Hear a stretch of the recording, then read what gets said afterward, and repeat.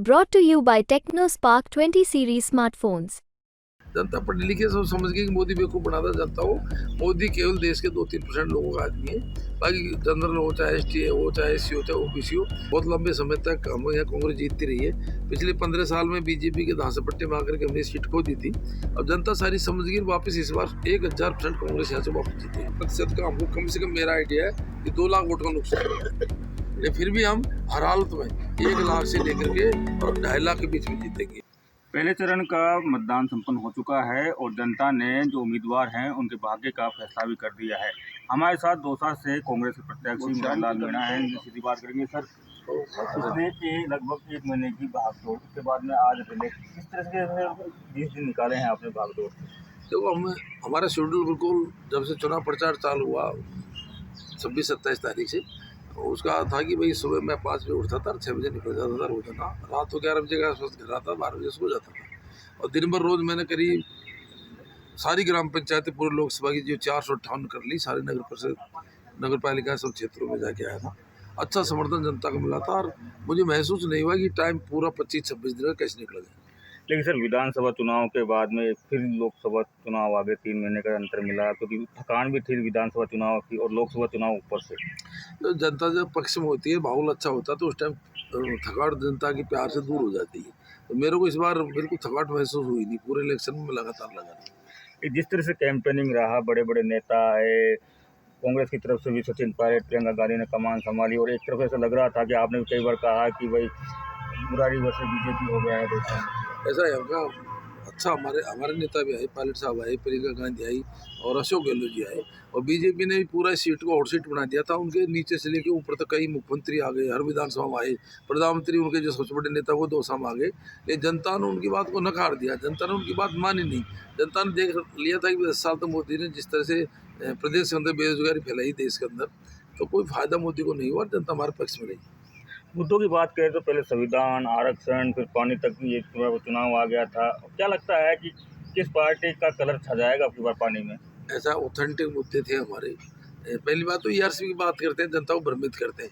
पीने का पानी हमारा यहाँ पे स्वीकृत है। ईश्वरदा प्रोजेक्ट हमारा कहीं 90% पूरा हो गया। नर्मदा डैम है वो हमारा 90% पूरा हो गया। 23,000 करोड़ हमारी राज्य सरकार ने दे दिए। इन्होंने 4 महीने में केवल एक एमओयू करके, जिस वो एमओयू आते जनता के सामने आया नहीं। एमओयू में राजस्थान का घाटा है, तो जनता इनके भ्रम में नहीं आने वाली। इसके अलावा जो हमारे बेसिक मुद्दे थे बेरोजगारी के युवाओं को, जो ये इन्होंने प्राइवेटाइजेशन किया है, सरकारी डिपार्टमेंट को खत्म किया है, एक तरह से इनडायरेक्ट आरक्षण को समाप्त किया है, संविधान संशोधन के मुद्दे थे। जनता पढ़ी लिखी सब समझ गई कि मोदी बेवकूफ़ बनाता जनता को। मोदी केवल देश के 2-3% लोगों का आदमी है। बाकी जनरल हो, चाहे एसटी हो, चाहे एससी हो, चाहे ओबीसी हो, कमजोर तबके के पक्षी उनके फैसले ही नहीं। एक कांग्रेस के लिए बड़ी चुनौतीपूर्ण सीट थी, क्योंकि दौसा को कांग्रेस का गढ़ कहा जाता था, जो पिछले 15 साल से हाथ से छिटक गया था। क्या लगता है कि अब की बार वापिस खोई हुई जमीन मिल जाएगी कांग्रेस? देखो, ये पंडित राहुल किशोर शर्मा, स्वर्गीय राजेश पायलट, रमा पायलट, सचिन पायलट कर्मभूमि रही है और बहुत लंबे समय तक हम यहाँ कांग्रेस जीतती रही है। पिछले 15 साल में बीजेपी के धांसे पट्टे मार करके हमने सीट खो दी थी। अब जनता सारी समझ गई, वापस इस बार 1000% कांग्रेस यहाँ से वापस जीतेगी। अब गवर्नमेंट ड्यूटी में भी थे इंजीनियर थे, फिर राजेश पायलट के साथ रहे। कितना फायदा मिला राजेश पायलट और इंजीनियर का आपको? देखो, आदमी का अनुभव होता है। मैंने पायलट साहब के इलेक्शन में हमेशा इंटरेस्ट लिया था, तो सबसे बड़ा फायदा तो स्वयं के एक्सपीरियंस का होता है। कुछ लोगों के जो रिलेशन पायलट साहब से लेके अब तक हमारे लोगों से, वो रिलेशन में हमारे काम में आए। और मैं समझता हूँ कि 8 विधानसभा क्षेत्रों से मेरा डायरेक्ट जुड़ाव था, उसका हमको बहुत फायदा मिला लोकसभा में। लेकिन सर, इस बीच चुनाव के बीच में एक बार फिर जिस तरीके से बातें सामने आए कि चर्चा ये भी हो गई थी कि साहब अब की बार जिस तरह के मान्य सरकांड हुआ था उसका भी साइड इफेक्ट अब की बार लोकसभा चुनाव में देखने को मिल सकता है। नहीं नहीं, कुछ नहीं। सब लोगों ने हमने एक होकर चुनाव लड़ाई, तो बेकार के लोग अब बीजेपी कमजोरी ढूंढते रहते हैं। वो कभी ये पॉइंट लाए, कभी ये पॉइंट लाए, कभी ये पॉइंट लाए, वो काम तो कुछ है नहीं, काम दाम करते नहीं, बकवास करते थे फालतू।